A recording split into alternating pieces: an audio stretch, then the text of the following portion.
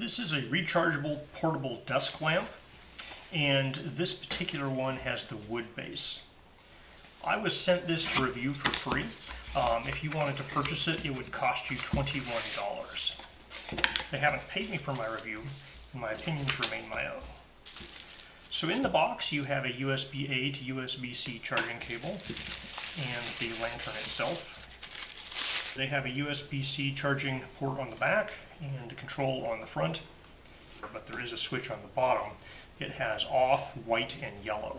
So they say that the yellow mode will not attract bugs, and then there's the white mode, which is a cooler white. I would call this yellow a extremely warm white. It's not quite as yellow as the box makes it look here, but it's definitely a very orangish tint. So it looks like you can adjust the brightness with this knob.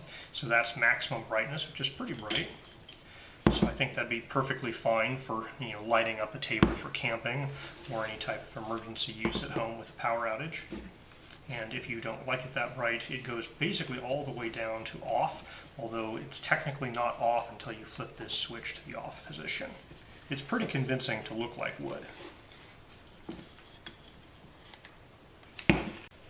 So reading the manual, one thing I've found out is that if you purchase the white base, it has a 1200 milliamp hour battery, but if you purchase the wood base, it has a 2600 milliamp hour battery.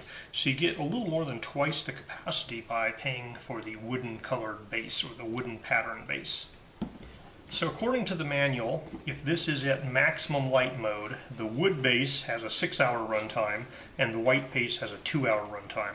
And if you put it to low mode, which is so dark I can't even see it in this lit room, it'll go for hundreds of hours.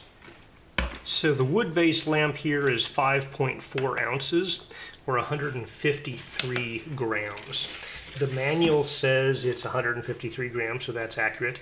If you get the white base one, it's about 10 grams lighter because the battery's a little bit smaller. So this is a USB-C charging port, but it does not negotiate USB-C power delivery. So to charge it, you have to use a USB-A to C type cable that will guarantee 5 volts at the end.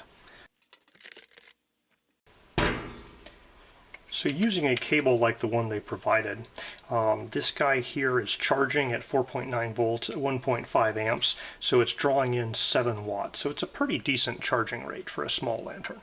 So while this guy is charging, the red light flashes. When the red light goes solid, it means it's completely charged.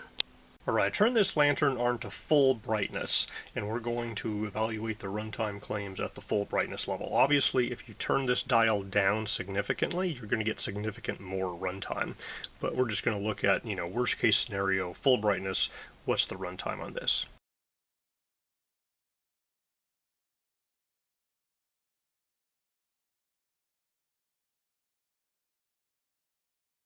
Alright, so this guy is not all the way off, but it's much dimmer than bright. So like when I turn this knob, it doesn't really get noticeably dimmer until I'm 3/4 of the way down, then it dims a lot. So basically the battery's pretty much used up at this point. So it is kind of nice that even though the battery's almost used up, you kind of have a nice fall off and it just gets dimmer and dimmer. So you have some usable light even as the battery's dying. Alright, we're going to charge this guy back up and use this meter to figure out what's the total capacity of the battery. Now, charging right now, it's only going 0.2 amps, and that's probably because the battery's at a really low capacity. I expect this 0.2 amp charging rate will ramp up to something a little higher in a couple of minutes. Alright, so this guy is to 1.5 almost. It's 1.45 amps charging, so it's charging at the 7 watt rate. Alright, this guy's fully charged, drawing 0 watts, and it took 11 watt hours to charge it back up, 2.3, 2.4 amp hours at 5 volts. So I think the 2.6 amp hours at a 3.7 volt battery is pretty reasonable.